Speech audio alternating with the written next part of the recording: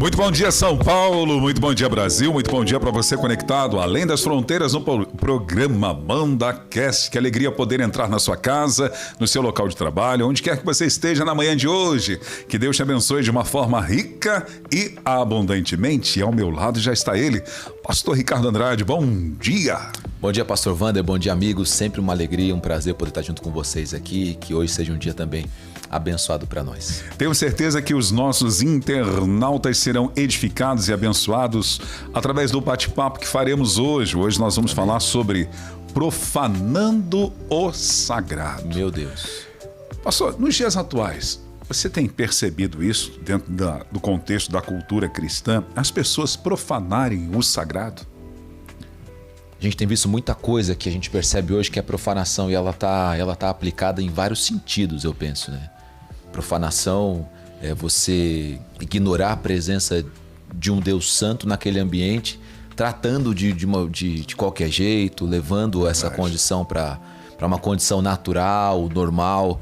Esses dias mesmo estavam num dos nossos cultos aqui e a gente sempre pede, né? Vamos aplaudir ao Senhor. E as pessoas batem palmas de um jeitinho. Ah, não, como falaram outro dia sobre reverência, né? Irreverência nos cultos e tal. E eu ainda comentei na sequência. Eu falei, não, gente, se isso aqui é pra gente, tá ok. Mas se é pra Jesus, se é com relação ao santo no nosso meio, tem que ser uma coisa com verdade, com vontade, com intensidade. Então a gente vai profanando assim o espaço, as situações em pequenas atitudes. Então, sim, infelizmente acontece no nosso meio. Isso o senhor acredita que seja devido à falta do senso da presença de Deus? Esse lugar aqui, ele era natural até então, mas ele se tornou espiritual a partir do momento que nós começamos a cultuar a Deus, a partir do momento que nós começamos a adorar esse lugar, esse ambiente, onde estou, o que sou. Isso eu acabo profanando pelo fato de eu perder essa percepção da presença de Deus? Com certeza absoluta. Esse é o motivo pelo qual a gente desdenha do ambiente. Quando eu sei quem está ali, previamente com conhecimento, você sabe muito bem disso, quando a gente vai chegar para conversar com alguém, essa pessoa tem uma notoriedade ou é uma autoridade e etc, e você sabe que ela vai estar ali, a sua preparação já é outra. Sim. O seu pensamento é outro, você quer evitar gafe, você quer evitar erro, você se comporta, você se porta, enfim, tudo você faz para estar com aquela pessoa. É a mesma coisa quando a gente chega num culto. Pô, se eu sei, não, Jesus vai estar ali, porque ele disse que estaria, ele vai estar ali por isso, é um lugar separado para ele, é um ambiente separado, as pessoas estão ali para isso. Se você for com essa mentalidade, com esse pensamento, você nunca vai ser um profanador. Você vai ser alguém que reconhece quem está ali e aí age de maneira correta, enfim, faz o que tem que ser feito para não cair nesse erro. No contexto do Antigo Testamento, quando Deus estabeleceu o tabernáculo, ele pediu que fosse criado, arquitetado, né, vários utensílios para o templo. E esses utensílios deveriam ser, todos eles separados através da unção com óleo, que era de uso exclusivo de Deus. Isso foi muito claro, não poderia se usar para outra finalidade. Já dentro do contexto da nova aliança, tudo que somos, tudo que temos, pertence ao Senhor Jesus. Sim. Dentro disso, hoje existe uma dualidade muito grande no meio dos músicos cristãos. Nós acreditamos na música sacra, que é uma música santa, separada, uma música que vem do coração de Deus para o nosso coração e assim cantamos. Com isso, nós temos instrumentos que são separados e guardados para Deus. Mas é muito comum você ver músicos que transitam nas duas realidades. Ao mesmo tempo que eu estou num templo e estou com a minha guitarra ou com o meu baixo ou com qualquer outro instrumento prestando um culto, daqui a pouco eu estou em cima de um trio elétrico, no meio de uma festa pagã, com aquele mesmo instrumento, adorando, de repente, numa festa da carne ou, de repente, numa festa de um padroeiro de uma cidade. Isso é uma profanação também? Olha, é difícil falar de coisas consagradas, né? Eu penso que hoje, devido ao derramar do Espírito Santo lá de Atos capítulo 2, as pessoas são consagradas, né? Coisas, eu entendo que tem coisas que a gente separa para o serviço, a gente separa para o reino, para a obra, como esses utensílios que a gente comprou para o MandaCast aqui, são coisas separadas para um fim, mas elas são só coisas. Na verdade, consagrado hoje somos nós, né? Nós somos o templo do Espírito Santo. No Antigo Testamento você tem muitas manifestações do Espírito em pessoas e em coisas, né? Por isso que toda a liturgia israelita está voltada nisso, né? Consagra a bacia, consagra os itens que eram usados lá, mas hoje você percebe que o Espírito está derramado sobre toda a carne. Então está sobre pessoas essas coisas. Eu acho que uma pessoa que está consagrada a Deus, esse ambiente talvez não seja um ambiente bom para ela, como a gente falou até no outro programa outro dia, a não ser que ela tenha um propósito no coração dela muito definido de chegar ali e propagar o evangelho, de chegar ali e ser um anunciador do reino de Deus. Agora, eu não boto tanta fé assim em itens e em coisas. Ah não, esse microfone é consagrado para isso. Eu acredito muito na consagração da pessoa. O que a pessoa carrega, né? Outro dia você estava ministrando no templo, você falou que carregava a arca nos ombros e etc. Eu acredito nisso. Nós carregamos a presença de Deus. Então, aonde eu vou, com o que eu tenho, com o que eu sou, o que eu levo, isso está indo junto comigo. Né? A minha roupa, o meu instrumento, o meu microfone e tal. Se você carrega essas coisas, ok, mas criar símbolos sagrados, esse microfone aqui é consagrado a Deus, se alguém tocar vai morrer, eu já não creio tanto nisso. Eu creio que a pessoa está carregando aquilo que ela tem. E se ela tem o Espírito Santo, está carregando o Espírito Santo. Se ela tem a presença de Deus, ela está carregando a presença de Deus. Eu creio muito nisso. Amém. Todas as coisas me são lícitas, mas nem tudo me convém. Há ambientes que não me convêm pelo fato de eu me tornar uma pessoa santa. Claro que já deixamos claro aqui, evidente aqui o que o senhor já mencionou e como mencionou em programas anteriores, dependendo do propósito e finalidade. Eu entendo que a luz, ela ilumina sem se contaminar. Sim. Eu posso, de repente, abrir uma caixa de gordura, pegar uma lanterna e iluminar ali, ela vai iluminar e não vai se contaminar. Sim.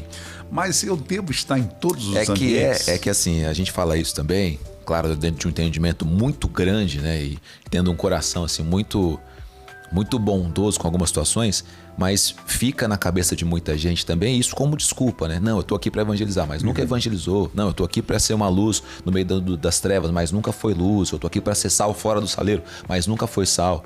A gente fala de situações como essa de gente que é sincera, gente que é verdadeira diante de Deus. Não, eu tô aqui e Deus sabe que aqui eu tenho falado dele, tenho falado e etc, etc. E essa linha, Wander, do ambiente, do lugar, ela é uma linha muito tênue, né?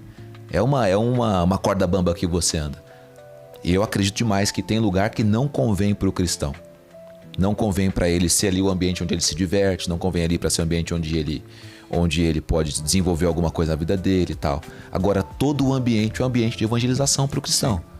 Então assim, eu tô aqui para me divertir, eu tô aqui para evangelizar. Eu vou pro sambódromo, sei lá, uma vez por ano para me divertir ou para evangelizar? Para lembrar o que eu era antes, ter flashbacks do que eu vivia antes, ou para estar aqui para falar de Cristo e do amor dele, e se de repente Deus abrir uma porta, ganhar alguém para ele. Então acho que essa linha ela é separada assim de uma maneira muito, muito perspicaz. Se você não tiver muito bem ligado com o Espírito Santo, você comete pecados nesse sentido. Não, eu tô aqui e tal, mas eu tenho o que os cristãos, muitos cristãos usam, né? Não, eu tenho maturidade para estar aqui. Então assim, mas você não tem maturidade para não estar, mas para estar você tem. A maturidade muitas vezes leva as pessoas só para o pecado e nunca para evitar o pecado. Exatamente. Não, eu tô aqui porque eu tenho maturidade para estar e etc.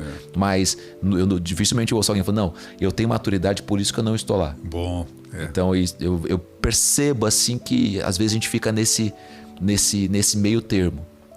Agora, se o Paulo disse que tem coisas que não convém, é porque tem coisas que a gente não deve nem participar. Nem que esse pensamento, vou lá evangelizar, às vezes nem esse pensamento não deve passar pela nossa cabeça. Nos cultos públicos, em alguns lugares nos dias atuais, a influência secular, a influência musical, fora do contexto cristão, tem participado de alguns cultos. É comum nas redes sociais percebermos, às vezes, até igrejas que eram marcadas pela relevância de uma adoração, de letras bem sérias, comprometidas com o reino de Deus, inserirem canções seculares dentro dos seus cultos.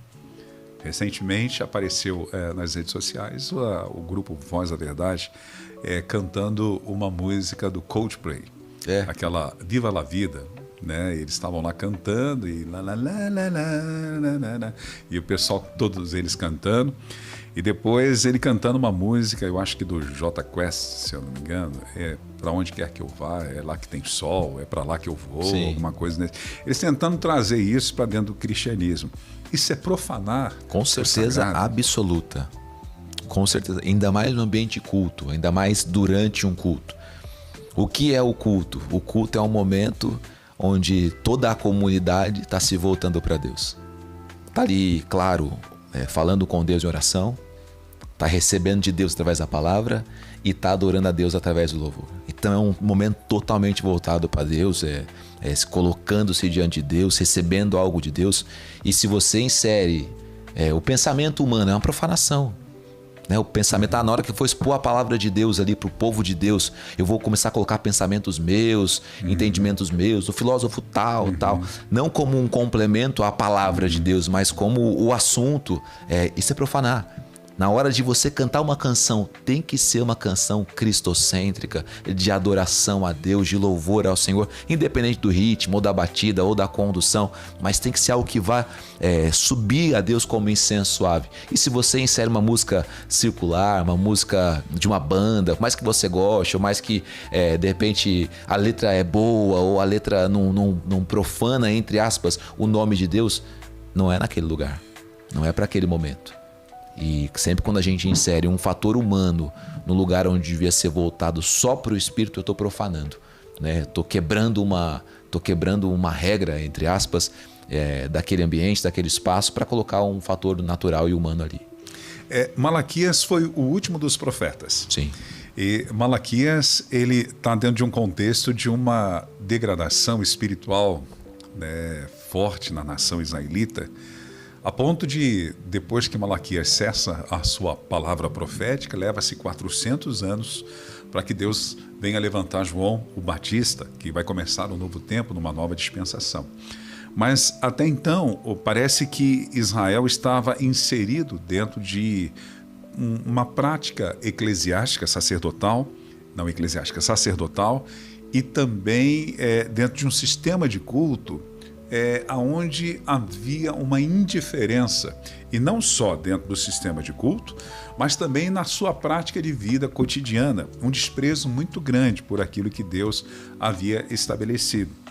Há alguns teólogos que acreditam que existe ali 4 maldições específicas em situações que Deus está chamando a atenção dos sacerdotes.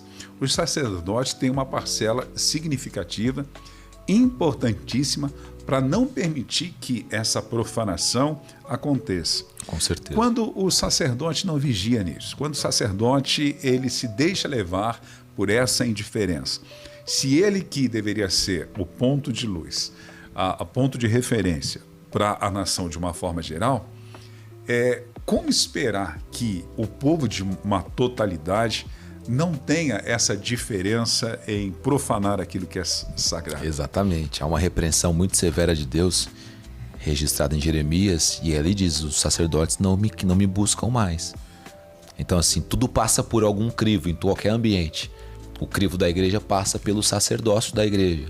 Então, se esse povo, se esse grupo, ele abre mão, né? Abre mão da reverência, abre mão do temor, abre mão de guardar as coisas que são santas, de ter uma visão realmente bíblica sobre as situações, o reflexo natural é o povo começar a viver isso. Aí está acontecendo em Israel. Os sacerdotes mesmo abriram mão daquilo que tinha que ser feito, como tinha que ser feito. Você pensa, o povo de Israel não deixou de existir. A religião judaica não deixou de existir. Somente houve um silêncio profético. Então 400 eles ficaram anos. 400 anos fazendo coisas, talvez como Deus ordenou através de Moisés, seguindo rituais, mas sem ali uma ação, sem uma ação divina. Sem uma ação, só seguindo regras, só seguindo normas, sem a ação divina. E talvez prejudicando toda essa normativa que Moisés deu do jeito que Deus fazia. Você percebe lá quando você chega no Novo Testamento, um dos primeiros livros que a gente costuma ler, e quando a leitura de João é feita, haviam 2 sumos sacerdotes. Então, assim, já houve uma deturpação das regras que Moisés disse. Não tinha como ter 2 sumos sacerdotes. Você vai percebendo nos evangelhos que tudo aquilo que Deus construiu para ser uma oferta a Deus, uma entrega a Deus, de maneira que Deus se agrade disso, está desfeita, está deturpada. Eles estão vendendo oferta, eles estão aceitando comprar coisa em troca de dinheiro, enfim, adoração agora é troca, é venda. Então está tudo fora do padrão, mas está acontecendo na religião. Por quê? Porque o sumo sacerdote está corrompido. Sim. Porque a religião está corrompida. Então, se o sacerdote está corrompido, se o sacerdócio está corrompido, e o que a gente vê acontecendo hoje, Wander, graças a Deus, não no nosso quintal, mas em outros quintais por aí afora, através da internet e outras situações, o que você vê é isso. Quando o sacerdócio está corrompido, naturalmente o povo se corrompe, passa por esse crivo. A gente vê hoje, sei lá, uma igreja onde as pessoas estão voltadas para o dinheiro. É porque o sacerdote está só voltado para o dinheiro. Você vê pessoas querendo trocar com Deus, fazer barganhas com Deus, etc. É porque ela recebe isso como ensinamento, ela recebe isso como ensino bíblico.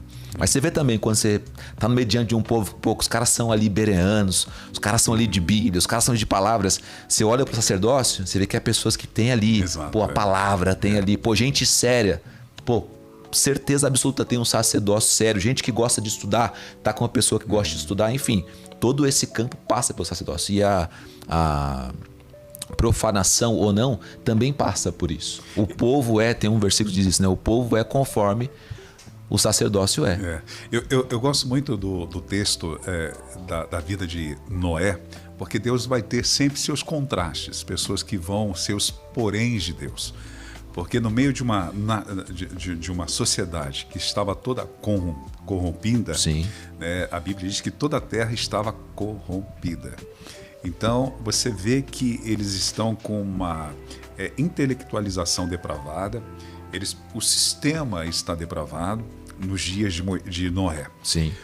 Mas o que me chama a atenção no capítulo 6, eu não me lembro do versículo, não sei se é o 8, que vai dizer assim, no meio de toda essa podridão moral, deteriorização espiritual, diz assim: porém, Noé achou graça ou favor diante de Deus. Glória a Deus. Sempre, mesmo no meio da profanação que exista por parte de sacerdotes, por parte do povo de uma forma geral, sempre vai existir uma remanescente de pessoas que vão estar sendo o contraste. Com certeza. Vão estar sempre sendo aqueles que são diferentes no meio de uma geração corrompida. Sim, né? sim.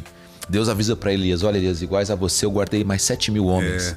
Então, assim, tem sempre alguém que Deus guarda para ser essa voz. Que Deus queira que sejam as pessoas que orientam outras pessoas, né? que estão ali com um cajado na mão, que estão ali com a autoridade para fazer.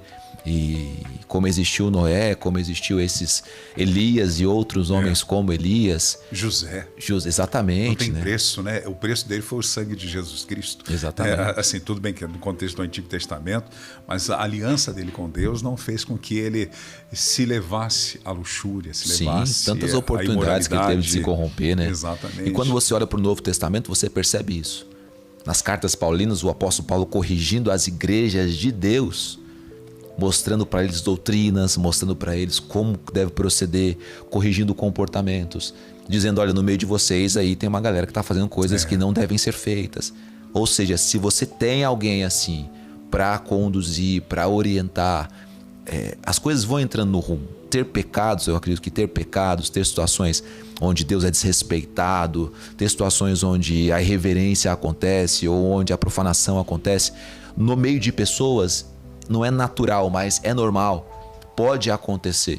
O problema é quando isso corre desenfreado, quando corre sem oposição. E aí vira, né? Aí vira Babel. Né? Nós precisamos sim ter pessoas que levantam, opa, não, aqui não. Ou isso aqui não é assim não. Eu estou lendo a carta aos Coríntios, né, na minha leitura pessoal. E lendo a primeira carta do apóstolo Paulo aos Coríntios, ele diz o seguinte, acho que no capítulo 2, olha, nós não somos daqueles que vendem a palavra. Olha a colocação que o apóstolo faz. Quer dizer que tem gente ali que está tirando lucro com a pregação ou com o ensino da palavra. Nós não somos daqueles que vendem a palavra. Ou seja, a gente se mantém reverente a Deus nesse sentido, sem deturpar a palavra. E infelizmente você vai em alguns cenários, você percebe que tem gente vendendo a palavra. Faz da palavra uma maneira de arrancar dinheiro das pessoas, de arrancar, enfim, qualquer coisa das pessoas, fazem da palavra um instrumento de abuso, né? De abuso, e isso é muito perigoso. Mas tudo acontece nesse campo, né? Daqueles que estão orientando, instruindo, etc. Lá no livro de Malaquias, nós temos alguns exemplos exatamente sobre essas situações de profanar aquilo que é sagrado. A primeira coisa que nós vemos no capítulo 1 de Malaquias, versículo 12 a seguir, vai ser um culto sem alma, sem verdade, que os sacerdotes estavam prestando a Deus. Recentemente, né, esses dias conversando com o pastor Joel e com o pastor Paulo, nós falamos exatamente da irreverência no culto. Sim. Isso aqui é muito inserido dentro disso. Porque diz assim o versículo 12 de Malaquias, capítulo de número 1. Mas vocês estão profanando o meu nome. Está falando para os sacerdotes. Quando pensam que a mesa do Senhor é impura e que a comida que é oferecida sobre ela pode ser desprezada. E vocês dizem ainda, que canseira, e torce o nariz para isso, diz o Senhor dos Exércitos. Oferecem animais roubados, ou imagina num culto, oferecendo animais roubados, coxos ou doentes. Vocês acham que eu vou aceitar isso? Diz o Senhor. Aí ele fala sobre uma ação, né, de maldição. Maldito seja o enganador, que tendo um animal sadio do seu rebanho, promete e oferece ao Senhor um defeituoso. Porque eu sou grande rei, diz o Senhor dos Exércitos, e o meu nome é terrível entre as nações. Esse culto sem alma, esse culto sem ser um culto racional, com verdade, fazendo de qualquer jeito e às vezes até com tédio, isso gerou e desencadeou maldição na vida do sacerdote. Com certeza. Porque ele diz, maldito seja. Ele está dizendo que vai acarretar ações desastrosas na vida dos sacerdotes e, consequentemente, na vida do povo também. Exatamente. Um texto que a gente olhou para ele, eu tenho olhado, né, bastante tempo aqui na igreja local, e também às vezes a gente olha particularmente, que é o Êxodo 3, quando Deus vai se aproximar da sarça ardente, o que Deus diz para ele? Não chegue, não se aproxime. Tira essa sandália. Exato. Não se aproxime. Primeira coisa, olha, não se aproxima. Por quê? Porque você vai se aproximar de maneira irreverente. Você não tem o entendimento ainda, você não conhece ainda, você está vendo de longe. Você vai ser um profanador de um terreno que é santo. Aí ele fala, tira a sandália dos seus pés. Por quê? Porque você vai entrar no terreno santo, você tem que entrar da maneira correta. A pessoa que vai para um culto, a gente pensa que profanar é matar um porco no meio do templo de Salomão. Não, uma pessoa aparecer nua no templo está profanando, ou falar uma besteira no altar está profanando. a maneira como você se relaciona com quem representa aquilo é profanar. Aí você pensa, mas há profanação hoje? Claro que há, por conta disso. Porque se o sacerdote oferecia, ele tinha o que oferecer de bom, mas o sacerdote não, o povo, né? Tinha o que oferecer de bom, mas oferecia o de ruim, para Deus é enxergado como profanação. Quando eu posso oferecer o baita culto para Deus, meu, pessoal, não estou falando de estrutura, nem de mensagem, nem de nada, o meu culto, chega lá e adorar, chega lá e me entregar, chega lá e orar, chega lá e ouvir a palavra de Deus com interesse, com afinco, e eu ofereço algo menos que isso, o que é? O que é? Esse desrespeito, essa falta de reverência a Deus, essa falta de entendimento de quem está lá. Você está me perguntando? É profanação. É profanação. É você olhar para o sagrado e falar, não, tudo bem, deixa para lá. É olhar para o santo que está ali e às vezes a gente perde a noção, né? Perde a noção de quem está ali.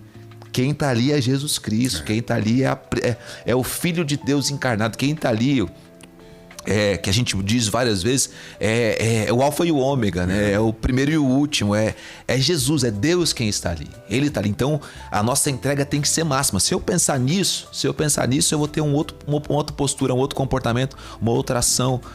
Qual foi o problema de Adão e Eva? Um dos, né, na minha opinião, tratar a presença de Deus com naturalidade, descer todos os dias ali para ter um tempo com eles. Talvez chegou um momento onde eles falam, não, daqui a pouco Deus desce aí, tá tudo bem. Ou Deus aparece para conversar com a gente todos os dias. Muitas vezes a sequência das pessoas de fazer cotidianamente ou sequencialmente, vai no culto na quinta, vai no culto no domingo, depois vai na quinta, vai no domingo, quem pode na quarta, de repente vai no domingo nos 2 cultos. Se ela não tiver o entendimento de com quem ela está se encontrando, ela começa a tratar isso com quem com naturalidade. Vai aí, no automático. Aí começa a gerar problemas para a sua vida, porque o texto que você leu diz assim, você vai ser amaldiçoado. É maldito, esse comportamento é um comportamento maldito. Tratar Deus como a gente, com casualidade, naturalidade, é um comportamento maldito. Tratamos Deus sempre com toda e total reverência. Eu sei que é um trabalho, né, é um trabalho mental. Há quantos anos já está pastoreando, Wanda? Puxa vida, eu estou com 54 anos, são 34, 35 anos. 35 anos, talvez, sei lá, 2, 3 cultos por semana, você faça a conta aí em casa, né? Põe 35 anos vezes 3 cultos por semana, é muita coisa. Mas se na sua cabeça, dentro de você, não tiver a concepção assim, estou há 35 anos diante de um Deus que é eterno, que é imortal, que é santo, que é poderoso, o seu próximo culto vai, não importa. Eu estou há 35 anos, mas eu sei que ele continua sendo o mesmo. Eu sei que ele continua. Eu sei quem ele é, eu estou diante dele. Ou você pode pensar, já estou há 35 anos, já está tudo bem. Ele já me conhece, já sei quem ele é também. Não preciso nem exaltar mais, porque eu já exalto há 34 anos, uma vez mais, uma vez a menos. Aí você começa a ser um ser reverente e na sequência da reverência vem o quê?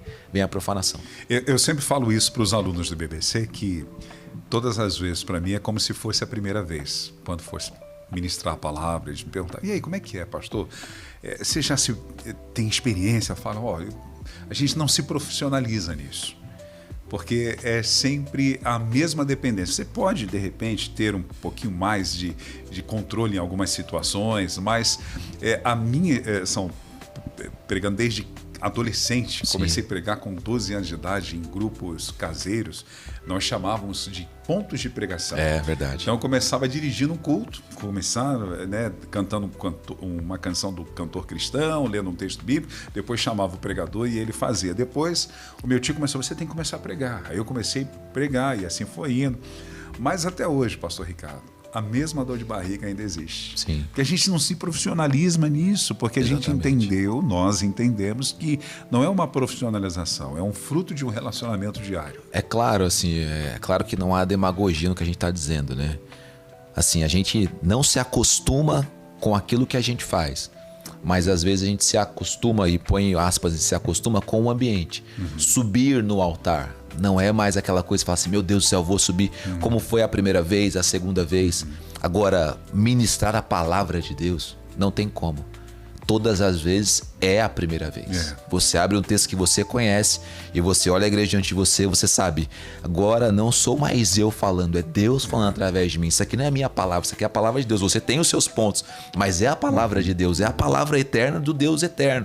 Então, esse senso de responsabilidade vem sobre a gente todas as vezes que a gente faz assim, abriu a Bíblia, você vai ler um versículo, vem aquela responsabilidade de estar sendo a voz de Deus para pessoas. É claro, você tá tremendo de nervoso? Muitas vezes não, porque você tá ali, de repente, todos os domingos, ou está em outros dias, mas parece que quando a Bíblia é aberta assim na sua frente, você fala, agora eu tô com uma responsabilidade gigante diante de Deus, porque se eu falar alguma coisa é com o povo de Deus. Exato. Nas minhas orações eu sempre falo isso, Senhor Jesus, eu tô falando pro teu povo, eu tô falando da tua palavra, me dá graça, me dá misericórdia, me ajuda, porque não é o nosso povo, é o povo de Deus, é o povo dele, é a menina dos olhos dele, não é dos nossos olhos. A mensagem nem é nossa, é dele, né? Exatamente, a palavra é dele. Então, assim, Senhor, eu preciso do teu Espírito Santo, dependo do Senhor, a palavra é sua, o povo é seu, esse lugar é seu, eu também sou seu. Então, quando a gente tem essa concepção, todas as vezes, por mais que a gente não esteja nervoso, mas a gente está com a responsabilidade muito grande ali de ser um porta-voz de Deus para a igreja de Deus. É verdade. Deixa eu fazer menção do Léo que está aqui com a gente. Oi, Léo, você também está quietinho, não vai falar nada, Léo? É um prazer tê-lo aqui com a gente, ele na técnica nessa manhã. Pastor Ricardo, isso aqui é perigoso também. A falta de uma vida com Deus pode fazer do culto uma rotina para mim. Com certeza. E algo cansativo, porque eles estão dizendo assim, que canseira.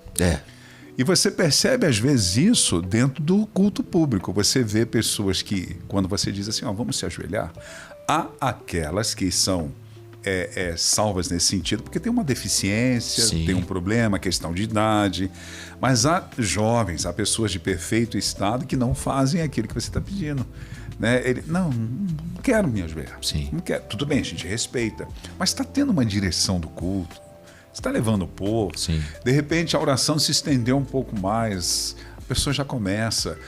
Se ela vai assistir uma partida de futebol, deu o primeiro tempo, segundo tempo, teve prorrogação, daqui a pouco os 2 tempos de prorrogação, daqui a pouco ela está entusiasmada com aquilo, vai ser a decisão por pênalti, ele vai até o fim no entusiasmo. As coisas de Deus se tornam cansativas para aquelas pessoas que já estão com uma falência espiritual. Se passou 5 minutos a mais, não, poxa vida. Qualquer coisa pode atrasar. Se estendeu. Eu não sei se isso é crônico de uma forma mundial ou se é só apenas na igreja brasileira. Porque nós vamos ver na igreja africana, no continente africano, em várias nacionalidades, cultos que extrapolam o tempo. Eu vi acho que nigeriano dando uma entrevista uma vez, ele falou, vocês são muito fraquinhos. Cultos pra gente lá não tem hora para terminar. Tudo bem, eu sei que tem que ter decência e ordem, mas você está na presença de Deus, o dia do Senhor é o domingo. É o dia dele, a gente está dizendo dia do Senhor.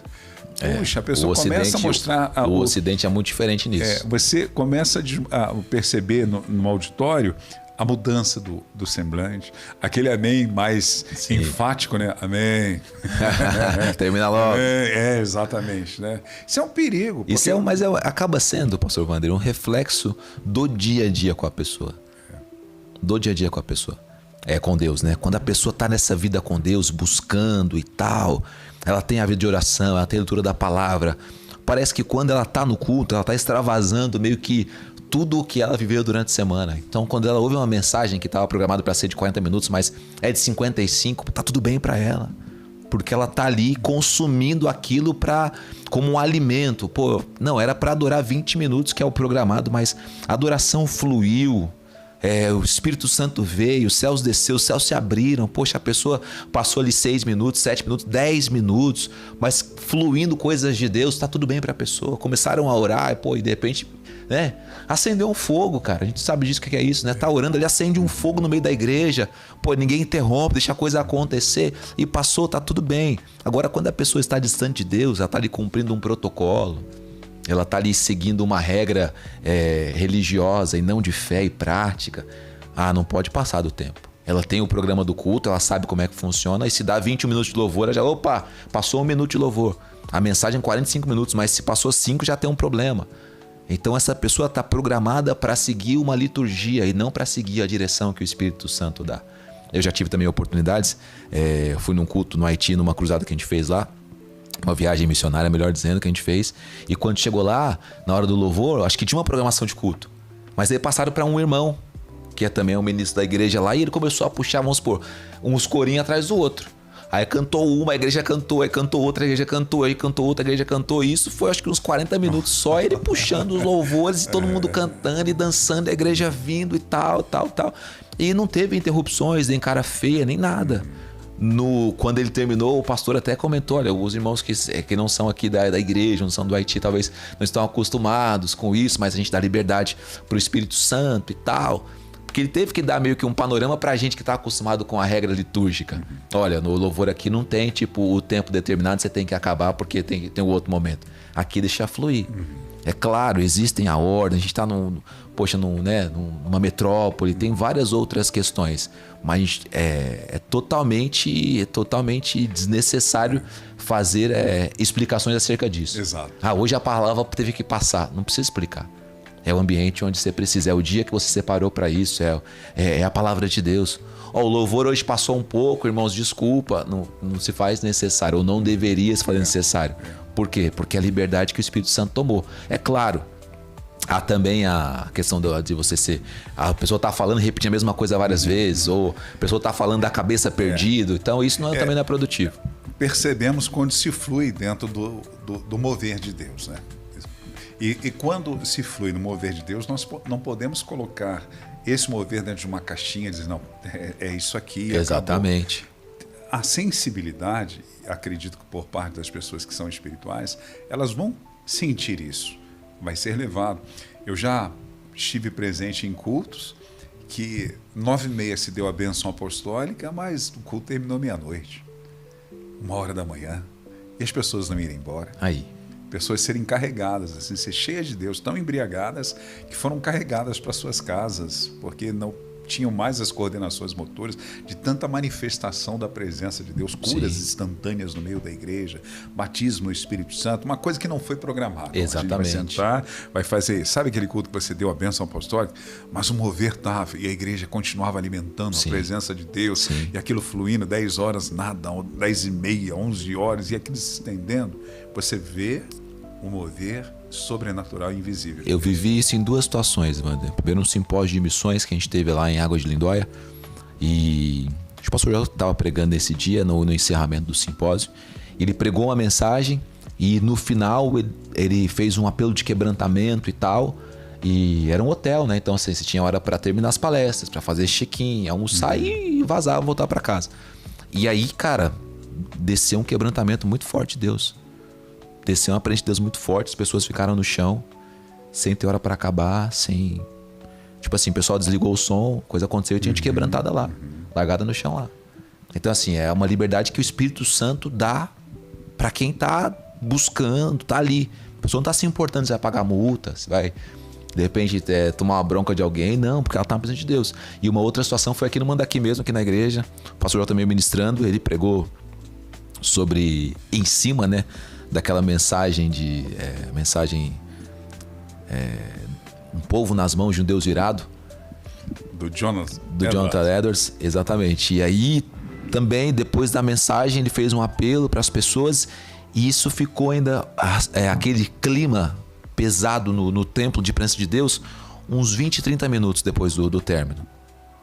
É claro, algumas pessoas se levantaram, foram embora, mas outras permaneceram ali diante de Deus, ajoelhadas, chorando, se consertando com Deus. A presença de Deus, você percebia que era contínua. Aquele negócio que passou, não, ficou ali. Aquele ambiente estava ali preparado, assim, tomado pelo Espírito Santo. Então, você não pode, você ter como você brecar isso. Irmãos, amém, amém, amém, amém. Isso para mim também é uma profanação. Você imagina, o Espírito Santo tá agindo, você fala, irmãos, amém, amém, amém, amém. Isso é profanar o tempo de Deus, não é o tempo, mas o tempo de Deus. Né? O Deus está derramando alguma coisa, você não pode interromper. Quem faz isso é um profanador, né? Tá prejudicando a ação do Espírito Santo. Como se manter dentro daquilo que Jesus disse que seria a expectativa do Pai, que ele diz, o meu Pai procura os verdadeiros adoradores, que o adorem em espírito e em verdade. Como ter essa adoração genuína? Em espírito e em verdade. Tem pessoas até que estão em espírito, mas estão em mentira. Sim. Né? Então, em espírito e em verdade, o que quer dizer isso que Jesus estava dizendo? Olha, eu creio, Wander, assim, que espírito e em verdade, ele diz respeito ao interior do adorador. No caso, quando se deu aquele exemplo lá de Caim e Abel, que Deus vê o ofertante, ele viu Abel e a sua oferta. Exatamente. Olhar o coração da pessoa. Eu creio muito que é isso. Quando ele fala em espírito e em verdade, ele está dizendo, olha, eu estou procurando pessoas que que me adorem com o seu interior. Porque com o exterior, acho que a gente consegue avaliar. Com o exterior, a gente consegue ver uma expressão corporal, física.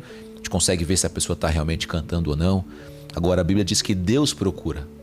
Então, Deus está olhando e às vezes vendo gente de mãos levantadas, mas que o interior está com as mãos abaixadas. Né? Gente que, aos nossos olhos, às vezes está com o coração na coisa, mas está disperso na coisa. Então, Deus está olhando e procurando gente que faça isso em espírito e em verdade.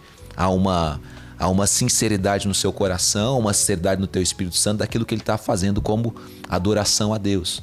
E é interessante que Deus coloca isso no campo da adoração.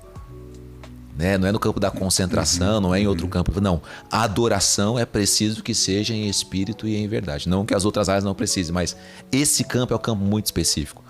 Porque é um campo onde as pessoas podem ser ludibriadas, enganadas. Deus, não, eu estou procurando sempre quem adora em espírito e em verdade. Ou seja, Deus não se engana com a falsa adoração. Verdade. A gente se engana, Deus não. Ele consegue ver se é sincero, consegue ver se é verdadeiro, consegue ver se vem do coração, consegue ver o que se passa na vida do adorador, consegue saber, né, os meandros que a gente não consegue saber. Então eu entendo que quando Deus diz isso, está falando, olha, eu estou sondando o coração daquele que me adora.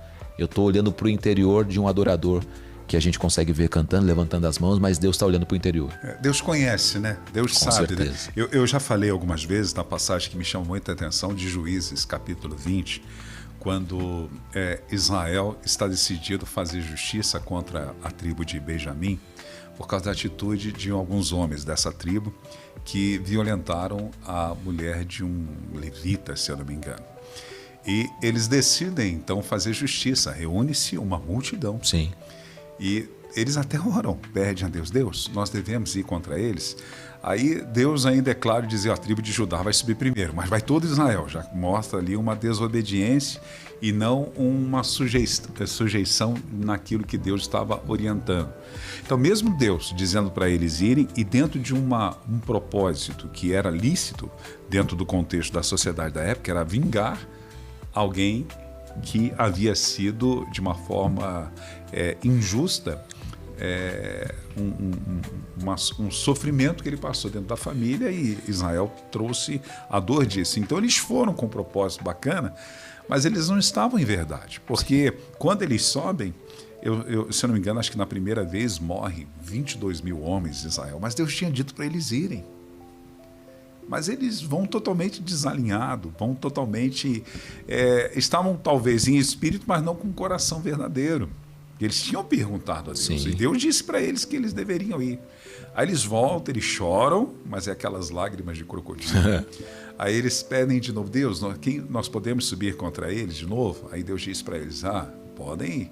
Eles vão a segunda vez, aí se eu não me engano são 18 mil homens que caem de Israel de novo. Aí eles voltam pela terceira vez, só que agora eles estão quebrantados. Eles choram, mas uma lágrima de arrependimento. Eles jejuam aquele dia inteiro, diferentemente dos outros dias. Eles jejuam. Eles chamam Ofni, se eu não me engano, Ofinéias. Um sacerdote, né? Não é os filhos de Eli, mas é um outro sacerdote. Chamam eles, trazem a arca, trazem a presença de Deus, jejuam o dia inteiro, e eles perguntam assim, agora diferentemente das outras vezes, Senhor, se o Senhor quiser, se é da tua vontade, que a gente suba, fale com a gente, Senhor, se é ou não. Eles já estão totalmente quebrantados, alinhados, agora eles estão em espírito e em verdade. Eles criaram um ambiente de adoração, de dedicação a Deus. Aí Deus disse para eles assim, podem subir. Exatamente. Aí eles vão lá e quebram tudo. Eles vão lá e têm vitória sobre os inimigos, porque eles se alinharam em espírito e exatamente. Verdade. E há consequências drásticas na vida das pessoas que às vezes até querem ter uma panca de espiritualidade, mas estão escondidas. Exatamente. Assim, com uma mentira na vida, né? E às vezes nem sempre assim é a mentira no lado da maldade, mas na verdade é a não compreensão daquilo que Deus quer que você faça. Isso faz você cair nesse campo. A gente tem lá em Atos 5 a lei de Safira. Né? O Pedro deixa claro, por que você deixou Satanás invadir o seu coração? Dominar o seu coração.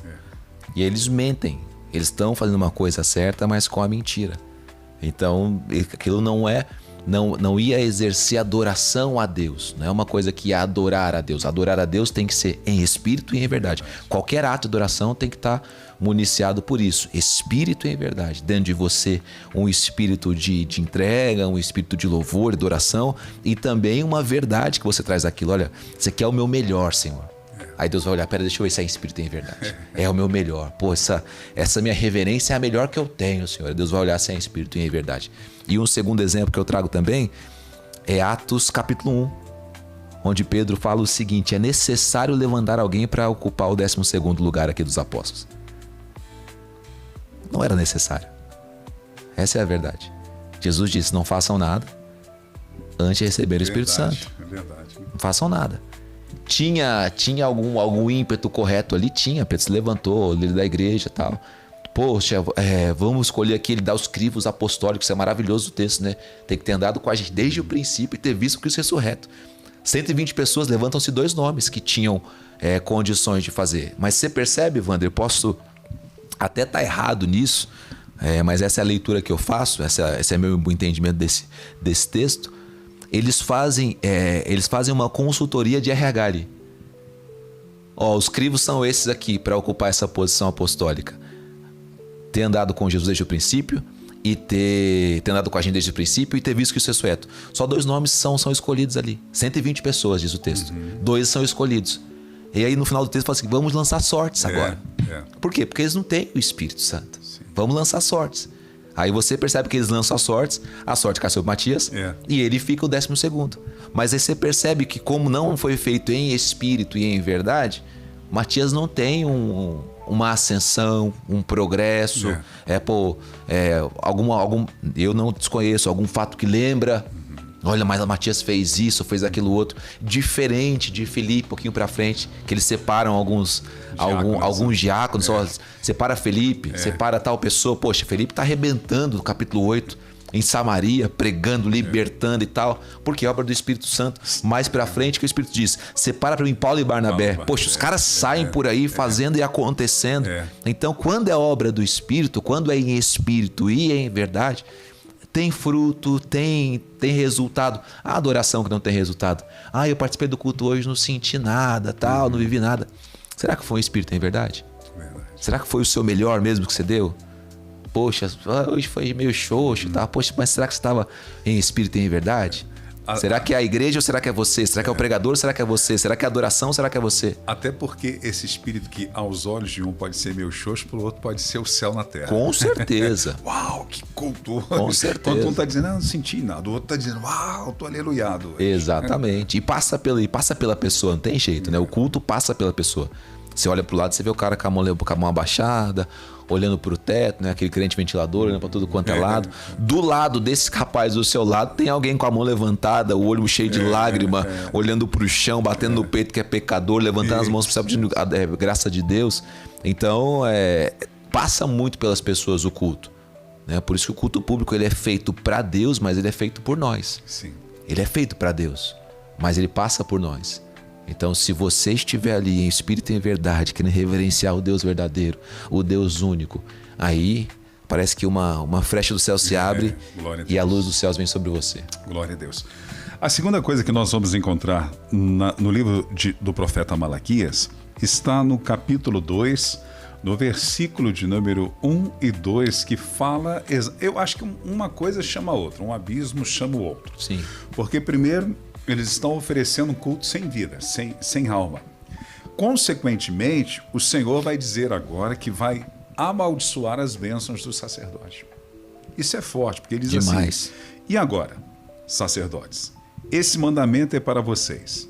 Se vocês não ouvirem e não se importarem com a necessidade de honrar o meu nome, diz o Senhor dos Exércitos, enviarei sobre vocês a maldição e amaldiçoarei as suas bênçãos. Meu Deus. Imagina você ter bênçãos na vida e essas bênçãos serem transformadas em maldições. Meu Deus. Alguns acreditam até que, eu já li sobre isso, num comentário bíblico, de aquilo que você proferir sobre pessoas, porque carregavam sobre a vida dos sacerdotes a palavra de bênção e a palavra de maldição, que naquilo que eles diziam sobre os outros, assim, ó, você vai ser curado, desencadeava a enfermidade, você vai ser próximo, desencadeava escassez, porque não havia o autenticar de Deus por causa da vida dessas pessoas, porque eles viviam dentro de um profissionalismo, eles não se importavam em dar honra a Deus. Sim.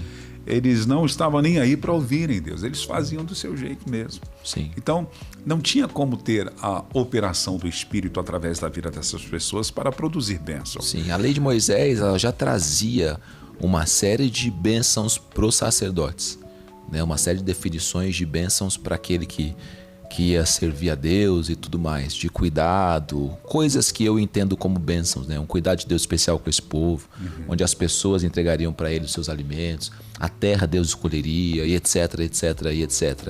E Deus está aí nesse texto dizendo, olha, se vocês não me ouvirem, meu amigo, eu vou transformar tudo isso em maldição para vocês. Imagina, né? Tudo que vocês têm aí de preparado, programado para ser bênção, vai ser maldição na vida de vocês. E não tem como você lutar com Deus. Se Deus diz que uma coisa vai ser maldita, quem pode reverter isso? A não ser Ele mesmo. Você imagina a cabeça... E é interessante no texto que você leu, que se vocês não derem ouvidos a mim. Se não ouvirem e não se importarem Exatamente. com a necessidade de honrar o meu nome. Deus fala, vocês têm que me honrar. Não, vocês têm que fazer o trabalho de vocês, é o que eu leio. Porque o trabalho do sacerdote era honrar a Deus. Exatamente. Olha, vocês precisam fazer o trabalho de vocês, que é me honrar. A Deus não está exigindo, me honrem, não. Então, o trabalho de vocês é me honrar. Se vocês não fizerem isso, olha, não tem como eu abençoar vocês. Eu te chamei, te separei para uma coisa, você está fazendo uma outra coisa. Exato. Isso se aplica na vida de pessoas hoje com tranquilidade, Wander, não é? Olha, eu te separei para você me honrar com o seu canto, com a sua vida, com a sua inteligência. Eu te separei para isso. Deus separou Sansão para honrar ele com a força. A força que você tem vai ser a maneira de você me honrar. Vencendo filisteus, sendo obediente, sendo, poxa, um herói, põe aspas aí, que vai no meu nome, sendo um juiz de Israel. Mas se você não me ouvir, se você não me honrar, tudo que eu dei para ser bênção para você vira maldição. Aí você consegue perceber isso na história de vários personagens. Que Deus levantou e aquilo que era para ser uma bênção virou uma maldição para ele. O caso de Saul. O caso de Saul, o caso de Jonas. Pô, você imagina você conseguir ouvir a voz de Deus como Jonas ouvia, um profeta de Deus, e depois você percebe que ele está dialogando com Deus, ouvindo Deus falar no ouvido dele. Peraí, para que isso, rapaz? Por que tanta essa raiva? Por que tanto... E a história dele é uma história enigmática que termina sem um final escrito, né? Termina uma história, mas tipo, o que aconteceu? Cadê esse final? Você não tem. Aí você fica pensando... Se isso também não está pensado da parte do Espírito Santo para deixar para a gente, olha, você fica discutindo com Deus, você fica sem final. Você fica sem resposta e você não sabe mais o que fazer, para onde... Qual que é o final de Jonas? Qual que é o final da história de pessoas que estão tratando Deus com irreverência? A gente percebe que parece que o trem sai do trilho, né? A coisa descarrilha.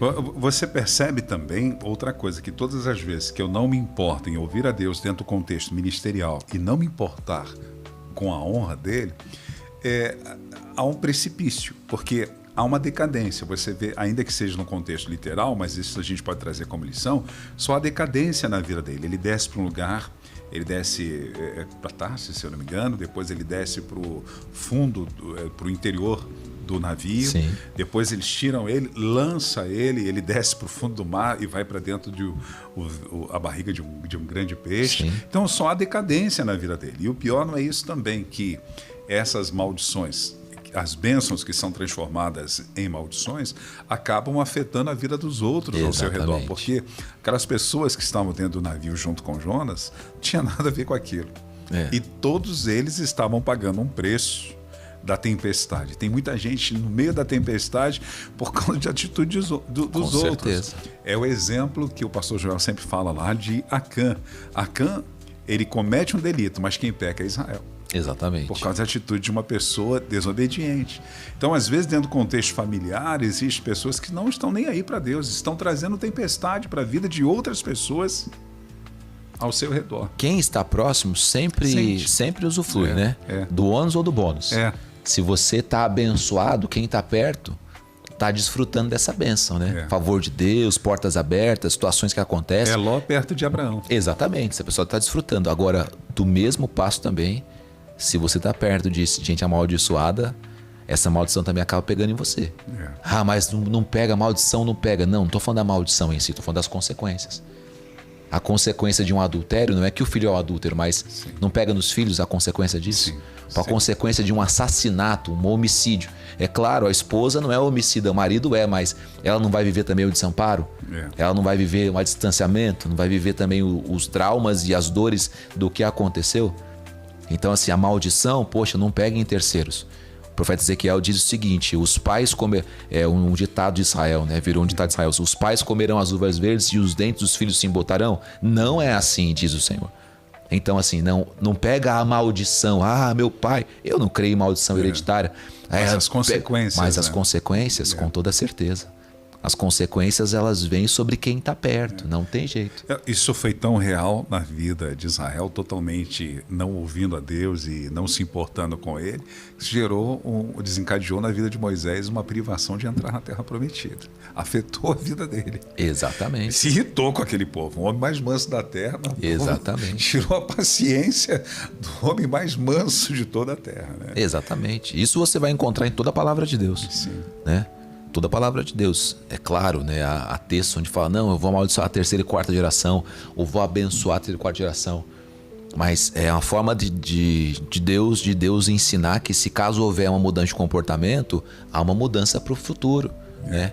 Poxa, vivi essa situação, realmente as consequências pegaram, mas eu dei a volta por cima. Então, as maravilhas, as bênçãos, o cuidado também vai pegar essas pessoas, também vai alcançar essas pessoas. Não tem jeito, sempre quando bate em mim, reflete em alguém que está perto. É verdade. Outro texto também que nós aprendemos aqui com Malaquias é a questão da ingratidão e a falta de generosidade daqueles sacerdotes. E não só dos sacerdotes, a nação toda. Porque aí nós vamos para o capítulo 3. Deixa eu voltar e vir aqui para o capítulo 3. Cadê isso?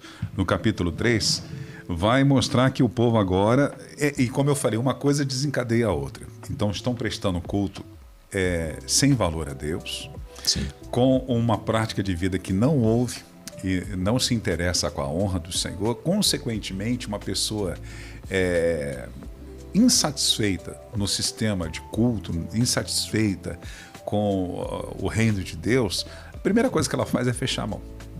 Sim. Qualquer problema que tem, ela fecha a mão. Porque ela está insatisfeita, ela não está nem aí, ela está com uma vida apenas aparente. E isso vai acontecer, porque você vê que no capítulo 3, a partir do versículo 6, ele começa dizendo assim: porque eu, o Senhor, não mudo, por isso vocês, filhos de Jacó, não foram destruídos. Desde os dias dos seus pais, vocês se afastaram dos meus estatutos e não os guardaram. Então já tem um diagnóstico aqui que eles já estão afastados. Sim. Né, por causa dessas duas atitudes anteriores, do capítulo 1 e do capítulo 2. Aí ele continua dizendo: volte-se para mim. Para quem que Deus está dizendo isso? Para uma nação que era referência Exatamente. do Deus vivo, né? Uma nação que era peculiar, já para era ser o povo dele, parâmetro para as demais nações. Voltem para mim e eu voltarei para vocês, diz o Senhor dos Exércitos. Aí vocês me perguntam: como havemos de voltar?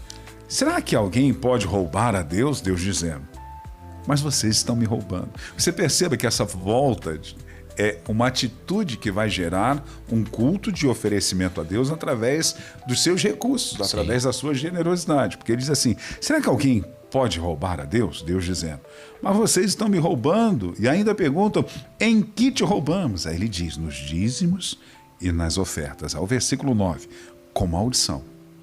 Vocês são amaldiçoados, porque estão me roubando, vocês, a nação toda. Sim. Perceba que a falta de alinhamento dos sacerdotes gerou uma Sim. consequência para toda a nação. Com certeza. E eles vão desfrutar de pragas vindo sobre eles. Com certeza. O devorador vindo, é Joel que vai falar de 4 espécies de gafanhotos que vinham sobre produção agrícola e até sobre a pecuária, atingindo os animais que era o cortador, que são pragas de gafanhotos, cortador, migrador, devorador e destruidor. Então vinha sobre as pragas e consumia o fruto. Aí Deus vai dar um direcionamento para eles: tragam todos os dízimos à casa do tesouro, para que haja mantimento na minha casa. Ponha-me à prova, diz o Senhor dos Exércitos, se eu não lhes abrir as janelas dos céus e nem derramar sobre vocês bênção sem medida. Por causa de vocês repreenderei o devorador, para que não consuma o produto da terra, e não deixarei que as suas videiras no campo fiquem sem fruto, diz o Senhor dos Exércitos. Então você vê que essa atitude desencadeou que não só uma falência espiritual, mas uma devastação na agricultura e também na pecuária, com porque existem alguns gafanhotos que eles até vêm sobre os animais, né? Falta de generosidade. E isso acarreta uma maldição. Eu penso duas coisas nesse sentido, mano. A primeira delas, para não me esquecer, a primeira delas é o seguinte: cabe ao sacerdote ensinar a mordomia cristã. Isso cabe a nós, né? Você, a mim, o pastor Joel, que o pastor Joel é muito mais do que nós, que é o pastor desse rebanho, e ensinar sobre mordomia cristã. Ou seja, o seu recurso, o que é de Deus, qual é a forma certa, tudo mais. Então, primeira coisa, os sacerdotes, pelo jeito, não estavam ensinando o povo a ser um povo que temia a Deus, que era um povo que entregava os dízimos, por conta de toda essa corrupção que eles estavam vivendo. A segunda coisa que eu penso é o seguinte: nos céus não entra nada, a não ser adoração. Sim. No céu não entra dinheiro, no céu não entra música, no céu não entra... Enfim, qualquer coisa que nós façamos aqui não entra no céu. Até um dia eu ministrei aqui e falei sobre a casa de câmbio do céu. Que tudo que você oferece a Deus é passado pela casa de câmbio do céu e sobe como adoração a Deus. Ah não, faça a minha oferta aqui, uma oferta de R$100. Ela sobe a casa de câmbio no céu, aquilo é transferido em adoração e sobe a Deus. Aí vê se é incenso suave ou não suave diante de Deus. Ah, o louvor que eu canto aqui, ele sobe, passa pela casa de câmbio do Espírito Santo e sobe como adoração a Deus. Tudo, a mensagem que você pregou e etc. Tudo sobe, passa pela casa de câmbio para poder chegar no céu. Quando a pessoa está fazendo a oferta pela metade, está fazendo o dízimo pela metade, ela chega lá na casa de câmbio e fala: ih, cara, não deu saldo, não sobe. Ou, rapaz, está um cheiro horrível aqui em cima, porque ela está subindo uma adoração que não é perfeita. Então, o recurso, a vida financeira, ela é um hábito de adoração, que vai chegar a Deus com uma adoração. Ah, quando a gente está ofertando, o que a gente está fazendo? Adorando. Quando eu estou entregando, o que eu estou fazendo? Adorando. Mas eu não estou adorando quando eu estou cantando? Não, também. Quando está cantando, você está adorando, mas quando você está ofertando, você também está adorando. E quando eu estou servindo, eu estou adorando. Servindo uma bandeja, lavando os pés de alguém, agasalhando alguém, ajudando, ministrando. O que eu estou fazendo? Estou adorando a Deus. Porque para Deus tudo é adoração. E aí tem que ver se essa adoração está sendo feita da maneira correta ou não, ou se não está sendo feita e deveria estar sendo feita. Quem retém, não, eu participo da adoração, que é o louvor, ou que é a mensagem, mas ofertar não é comigo. Então você está falhando na sua adoração. O senhor acha que já reflete a espiritualidade da pessoa a questão da contribuição financeira?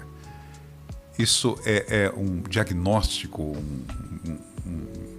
uma clareza da minha vida espiritual quando eu não sou participativo? Porque eu não consigo crer, eu não consigo interagir com isso, eu não consigo ser fiel a isso. Isso já revela uma falência, uma decadência na minha vida espiritual? Eu acredito que revela a própria conversão, Wanda. A própria conversão. Porque a pessoa não se converte pela metade, nenhum de nós. A gente se converte por inteiro. A conversão é você entregar a sua vida para Jesus. Isso é conversão. Crer no Evangelho e entregar a vida para Jesus. O que Paulo diz aos Gálatas? Já não sou mais eu quem vivo. Porém agora Cristo vive em mim. A vida que eu vivo no corpo, vivo na fé do Filho de Deus. Então você entregou a sua vida para Jesus. Não entregou uma parte dela. Não, entreguei isso à minha família, entreguei a minha saúde, mas minhas finanças não. Essa pessoa precisa olhar para a conversão dela para ver se ela foi uma conversão por completo. Porque se você é um cristão que frequenta uma casa de oração, que frequenta uma igreja, que é pastoreado por alguém, que ama o reino, e você não contribui com o reino, alguma coisa, algum problema tem. Ou é seu emocional, ou é seu psicológico, ou é seu de um trauma que você teve, ou é seu de você não crer na palavra de Deus integralmente, porque a palavra de Deus fala disso diversas vezes. O Antigo Testamento está recheado de coisa, o Novo Testamento recheado de coisa, de gente contribuindo, de gente incentivando, de gente fazendo. E você não participar disso, existe um problema até de, na minha opinião, até de conversão nisso. Sim. De fé, porque tudo, como eu disse outro dia num culto também, tudo resume-se à fé. Eu tenho fé para entregar, eu tenho fé para esperar, eu tenho fé para ser salvo, eu tenho fé para ser curado. Tudo resume-se à fé. A Bíblia diz até, numa das listas que o apóstolo Paulo faz, sobre o dom de contribuir. Sim. Né? Você ter o dom de contribuir. Peraí, se isso é um dom de Deus, uma capacitação que Deus dá, então está à minha disposição. Pastor, eu não tenho fé para crer. Comece a pedir fé. Comece a falar com Deus sobre isso. Ah, não sou dizimista. Comece a falar com Deus sobre isso. Veja o que o Espírito Santo te diz. Se abra para aquilo que a palavra de Deus quer te ensinar. Se abra para aquilo. Ah, mas você fala isso porque você vive de dízimo e oferta. Não, falo isso como um crente. Sim. Que vivo sim há 10 anos disso, mas que antes trabalhava e entregava naturalmente meu dízimo e minha oferta. Então é um princípio que a palavra ensina. É algo do reino de Deus. É algo do Deus do reino. Então a gente tem que se abrir e se preparar para isso. E é tão bom saber que fazemos isso com alegria, sabendo que é um privilégio manter o reino de Deus, porque Deus, ele não precisa, ele é soberano, ele é dono do ouro e da prata. Exatamente. Mas ele colocou a responsabilidade da igreja local em manter o reino através das contribuições. E quando eu tenho essa experiência genuína, e eu nasci da água, nasci do Espírito e sou inserido numa novidade de vida, eu entendo que tudo é dele, como o senhor falou. Com certeza. E eu tenho prazer de fazer isso. Não é peso, não é por barganha. Ainda que eu creia no princípio da multiplicação da sementeira para quem semeia. Né? Não há limites para isso. Deus pode te levar a viver coisas extraordinárias nesta área também. Mas nós não fazemos com essa expectativa, né?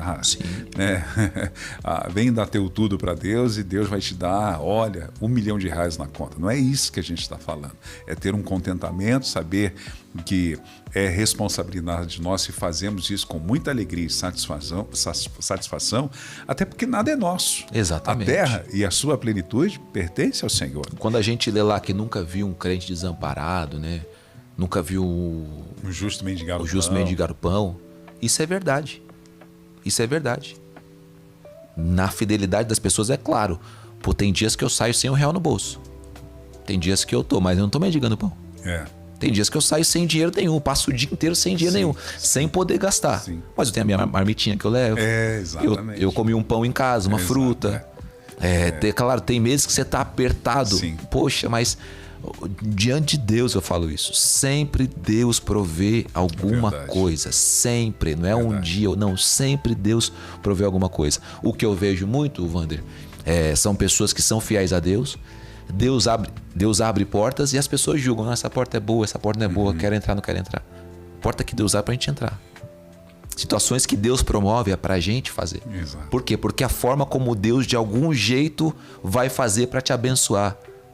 Vai fazer para poder chegar na sua vida uma provisão, uma coisa inesperada, uma pessoa que vai se conectar a você, que vai ser uma bênção para a sua vida, alguém que vai chegar perto de você e no futuro vai ser um mantenedor seu, um abençoador seu, alguém que vai cuidar da sua família, da sua casa. Agora, são portas que Deus abre. Ah, Deus me abençoa. Calma aí.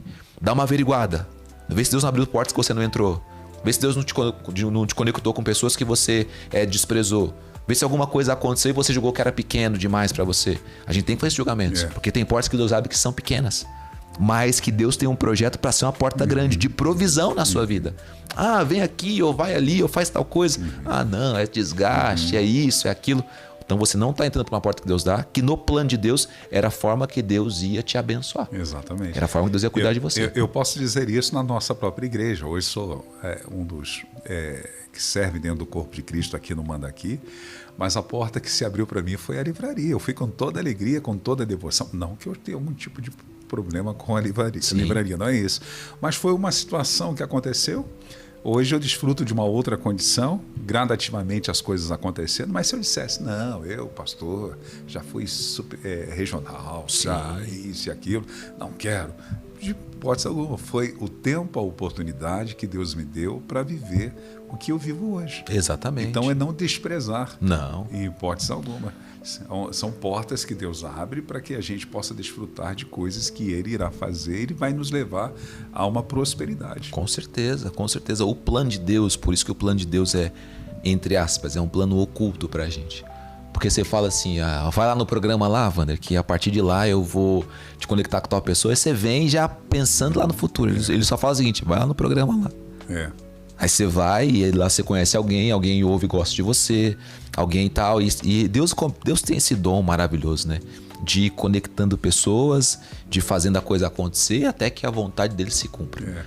Nessa questão de finanças, as pessoas não entendem que Deus quer que você desfrute. Quando Claro. Paulo ele vai falar sobre a questão de contribuições, de ofertas, na participação do reino dentro disso, o senhor já sabe isso melhor do que eu, que Deus coloca nas nossas mãos o pão e a semente. Sim. Então, o pão está relacionado com as nossas necessidades básicas. Se Deus nos dá a condição de, através da contribuição, Ele dá o pão e a semente, Ele vai te dar uma condição para que você se mantenha e mantenha a família. Sim. Dentro de uma forma que está ali no coração dele e dentro daquilo que ele tem para a sua vida.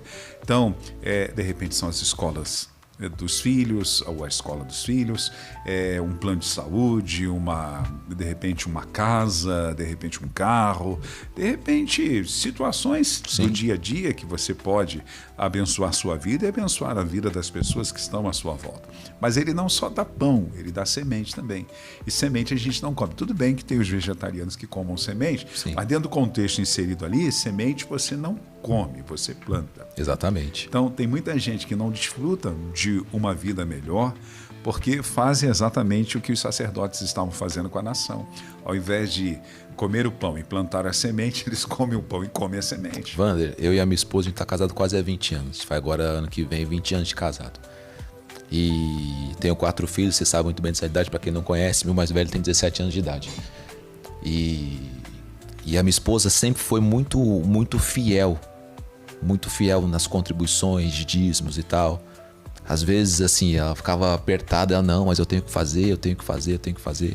E há muitos anos atrás, ela abriu-se uma porta para entrar numa escola, né, como estagiária. Ela entrou na escola como estagiária, ficou um tempo lá, passou bastante dificuldade nesse sentido, né, porque ela queria ser promovida e etc. Não saía a oportunidade e ela perseverou, sempre sendo fiel a Deus, E ela me falava, não, aqui pode ser a escola que a gente pode colocar os nossos filhos, é uma escola boa, que ela estuda e tal.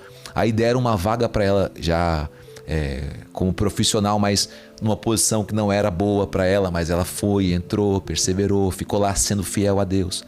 Abriu uma outra oportunidade, ela foi também, que não era o que ela queria, mas ela foi, perseverou. Agora, ela alguns anos atrás já, ela abriu a porta para ser uma professora da escola, ela foi e tal, perseverou. O nosso filho se forma ano que vem, não, se forma esse ano. Então são todo um estudo sem custo dele. Olha aí, ó. Todo o estudo do meu segundo filho, sem custo se põe aspas, né? Mas com um custo bem menor do que o custo de uma escola particular. Os meus 2 filhos mais novos, os gêmeos, estão nessa escola também.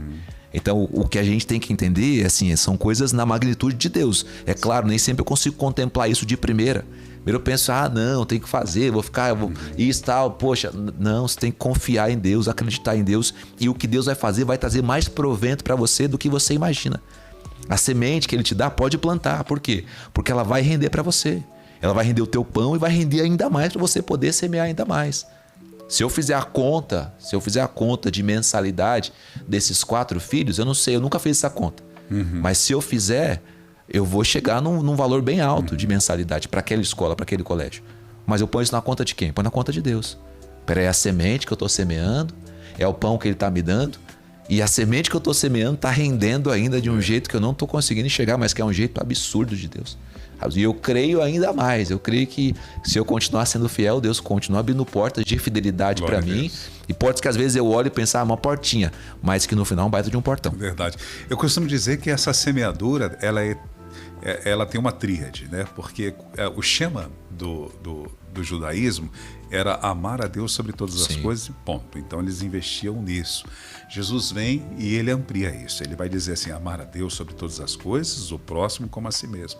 Então, a semeadura, primeiro, é em Deus, o reino de Deus. Sim. A igreja representa o reino de Deus aqui na terra. Então, ser fiel à minha contribuição como dizimista e ofertante. E essas ofertas sejam através dos cultos públicos ou os projetos que a igreja está inserida. Eu posso ofertar em missões, eu posso ofertar na ação social, eu posso ofertar para o evangelismo. Mas não somente isso, eu também posso ofertar no próximo.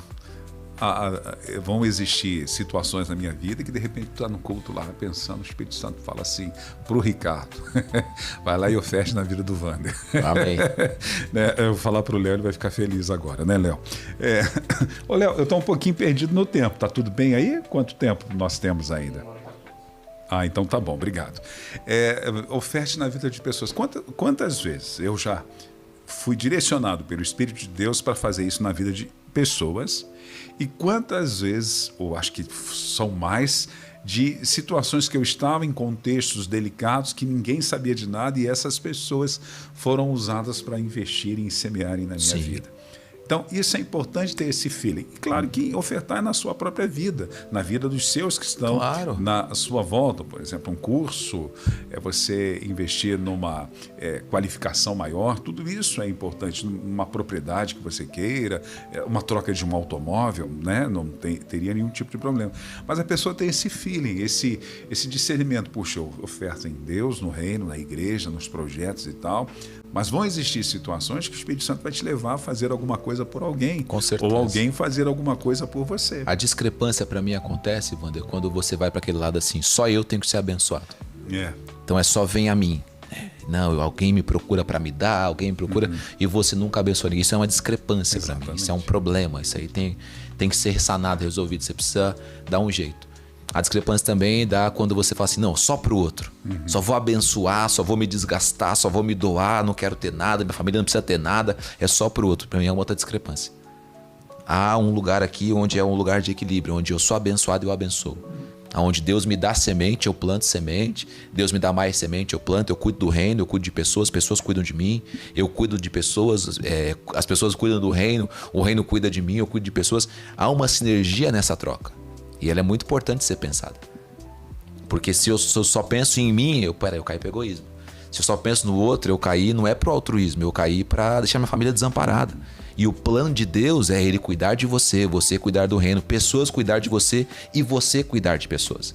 E é assim que, na minha cabeça, é assim que funciona. Peraí, a semente, qual que é o lance da semente? É a fé que você tem, que ela vai render, que ela vai dar o resultado. E dela você vai tirar o seu pão, dela você vai tirar mais sementes para semear, vão ter frutos que vão... Enfim, vai ser um processo quando eu estou abençoando alguém.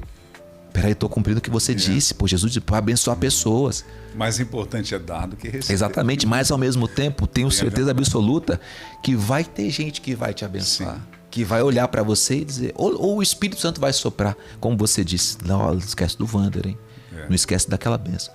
E quando isso acontece, para mim assim, é muito gratificante quando eu estou cuidando de alguém, tentando abençoar alguém. E eu vejo Deus também realizando coisas para mim. Alguém chega para mim para me abençoar de alguma maneira, com uma palavra, com uma oração, ou com algum item, ou com algum bem. Isso é maravilhoso de ser vivido. E está dentro desse processo. E tudo parte disso, né? De você pegar a semente e colocar no terreno que é fértil, que é o reino de Deus. Você vê Elias sendo sustentado por uma viúva pobre que ela decide crer na orientação dada pelo representante de Deus na terra, que era Elias, e ela desfruta de um dos maiores milagres da história, né? De ter a multiplicação de uma forma extraordinária daquilo que ela precisava. Porque exatamente. Ela só tinha um pouquinho de farinha, um pouquinho de azeite que ela iria fazer. A expectativa de vida dela era morrer, né? Porque para que nós comamos e morramos. Sim. Eu e meu filho, nós vamos morrer. Então, qual era a expectativa dela? Vamos comer e morrer. Elias disse assim, primeiro que ela mostra que era uma mulher de fé, porque Elias pede um pouco de água. No período de deserto, a água deveria ter um custo, mas ela é generosa, ela vai buscar. Sim. Aí ele vai falar assim, volta aqui, faz primeiro um pedacinho de bolo ou de pão, eu não lembro agora. Sim. Primeiro para mim. Aparentemente parece ser uma coisa mal educada, mas eu entendo ali que está inserido o princípio da primícia. Sim. É quando você honra com as tuas primícias, colocando em primeiro lugar. Eu, quando recebo o meu salário, a primeira coisa que eu faço antes de qualquer coisa é ser dizimista. Sim. É devolver aquilo que não é meu. Eu faço isso antes de fazer qualquer coisa, pagar uma conta, abençoar a minha filha, meu filho, qualquer outra coisa antes. A primeira coisa que eu faço, quando recebe meu pagamento, é devolver o dízimo. E já preparar as ofertas, ainda que dentro do nosso culto, nós temos um sistema Sim. de fracionar as ofertas, né? Então a gente já deixa tudo organizado para que assim aconteça. Porque eu entendi esse princípio de primícia. Exatamente. Primeiro para Deus. Eu sempre digo para os meus filhos, digo para amigos, digo para qualquer pessoa: você só vai conseguir ser uma pessoa fiel nessa área se você ter a primeira atitude de semear nessa área. Não, pastor, o que eu faço? Semeia. Põe fé no teu coração e seja um dizimista, seja um ofertante. Aí você vai ver tudo se desencadeando na sua vida. Você vai ver tudo que a gente comenta de testemunho, que a gente fala, de experiência, você vai viver também isso. Né? Provar e ver, diz no outro. Então, assim, provar e ver, você tem que ir lá e confiar e depositar, sem cair nessa falácia dos nossos dias de eu dou 100, Deus me dá 1000. Eu dou 10, Deus me dá 100. Não, vai em confiança de que Deus vai prover na sua vida. Sim. Mas é a quantidade, é Deus que sabe. E como, é Deus quem sabe. E por qual caminho, Deus que sabe. Deus tem caminhos infinitos, quantidades infinitas e formas infinitas de fazer. Se eu não me engano, é a igreja de Filipos que vai viver uma das maiores promessas de suprimento, porque ela decide participar do sustento e das ofertas que eram voltados para o ministério do apóstolo ou, por vezes, na igreja em Jerusalém. Se eu não me engano, está aos Filipenses que Paulo escreve: e o meu Deus, segundo as suas riquezas em glória, há de suprir todas as vossas necessidades em Cristo Jesus. Amém. Essa promessa vem, se você ler o contexto do texto e fazer uma exegese ali, você vai ver que Paulo está falando de finanças. É sobre a atitude que eles estão fazendo de entregar a oferta através de Epafrodito, no ministério do apóstolo Paulo. Sim.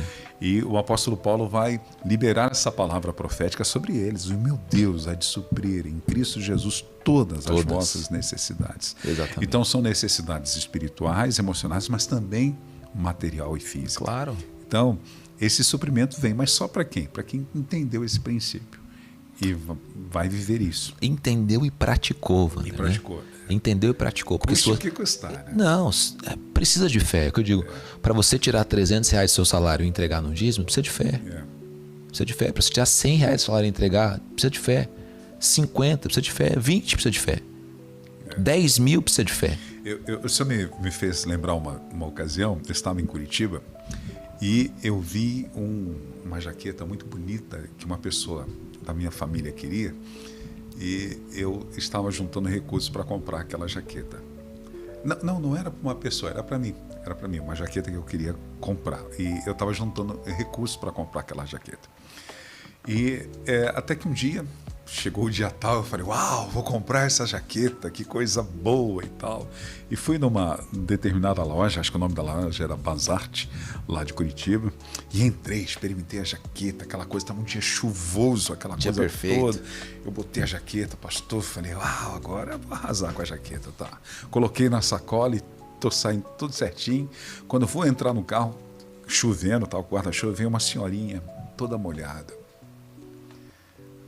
E ela falou: olha, senhor, o senhor pode me ajudar com alguma coisa?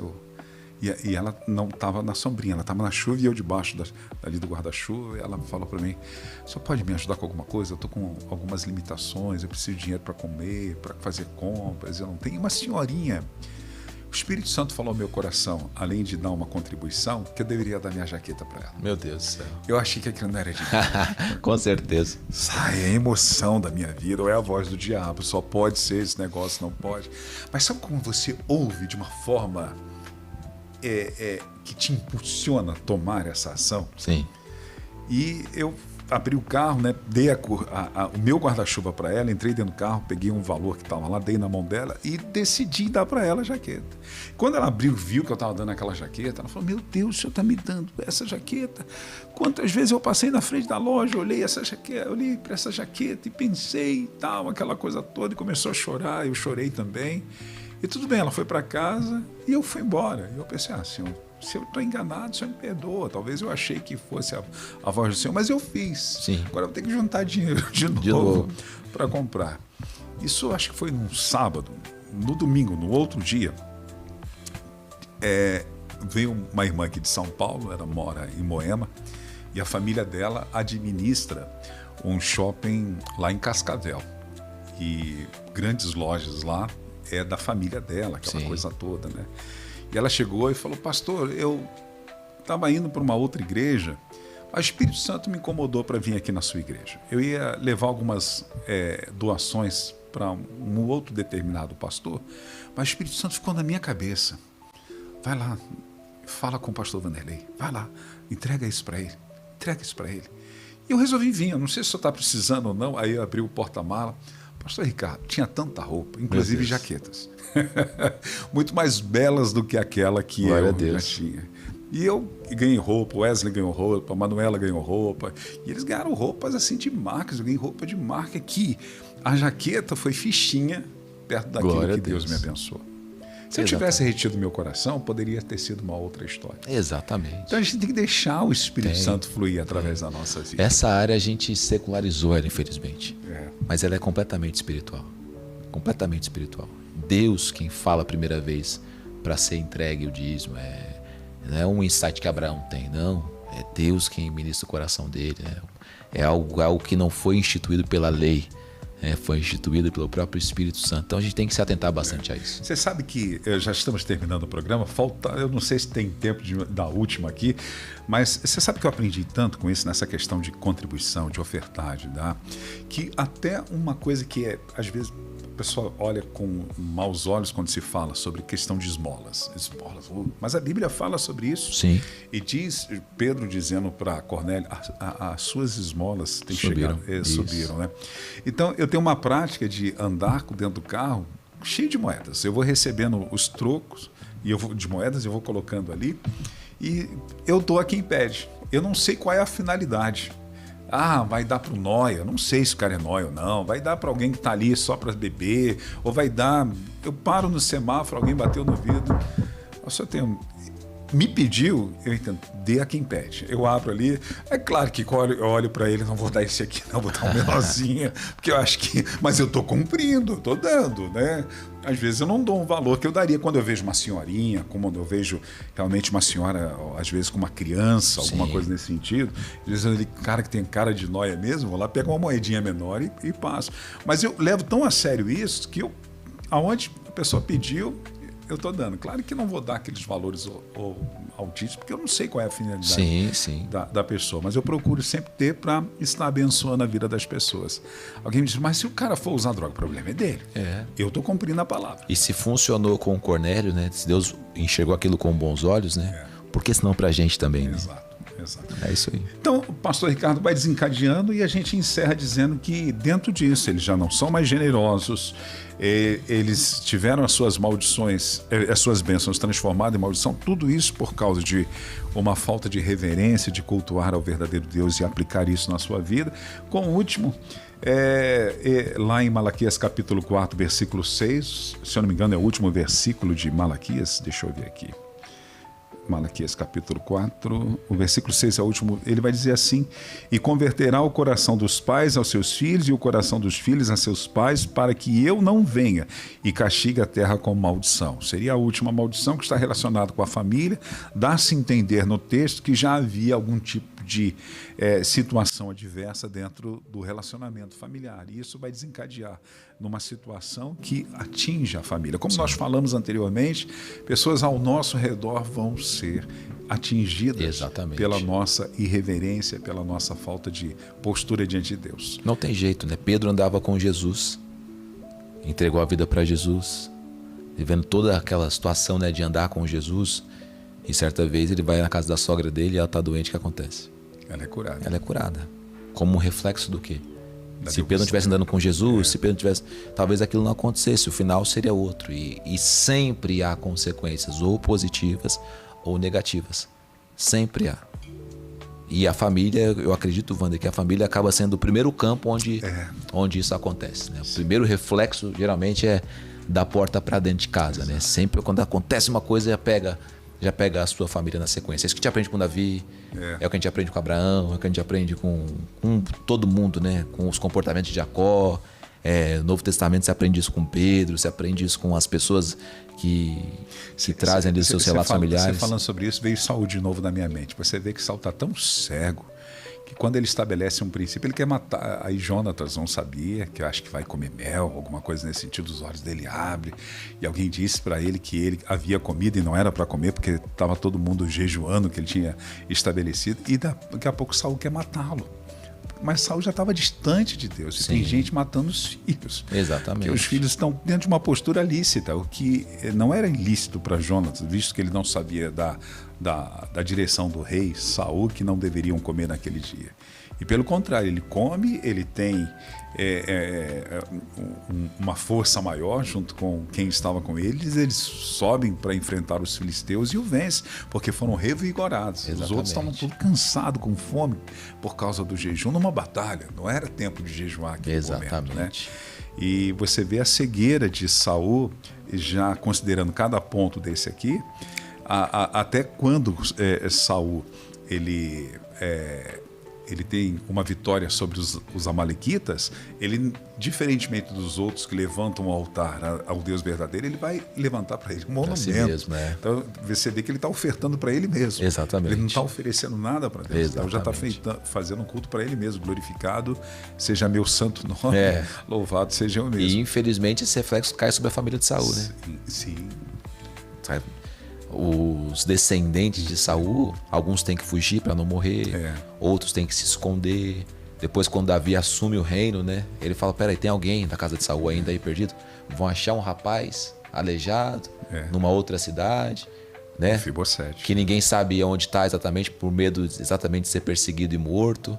Então olha como vão vindo reflexos. A própria casa de Davi, né? A gente sabe que é uma casa onde a maldição pegou assim de maneira pesada, foi destronando, destruindo um monte de coisa. E outros exemplos que a gente tem no Antigo Testamento e, se eu não me engano, também no Novo Testamento, de situações como essa, de ensinos de Paulo, de ensinos de Pedro, de ensinos de João, sobre essa questão que, se você está abençoado, isso se expande para quem está perto. Se você está amaldiçoado, isso se expande para quem está perto. Toma muito cuidado com isso.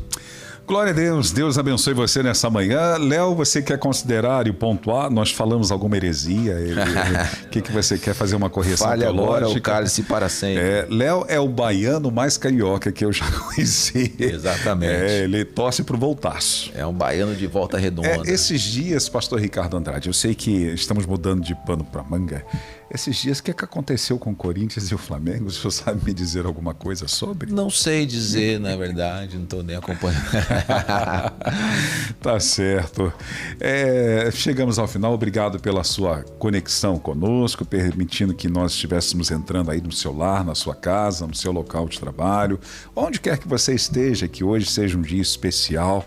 Que Deus cuide de você até nos mínimos detalhes e o que a gente conversou aqui, batemos esse papo entre irmãos, possa edificar a sua vida de alguma forma. Pastor Ricardo, suas considerações finais. Sempre eu gosto de deixar um abraço para quem nos acompanhou, nos assistiu.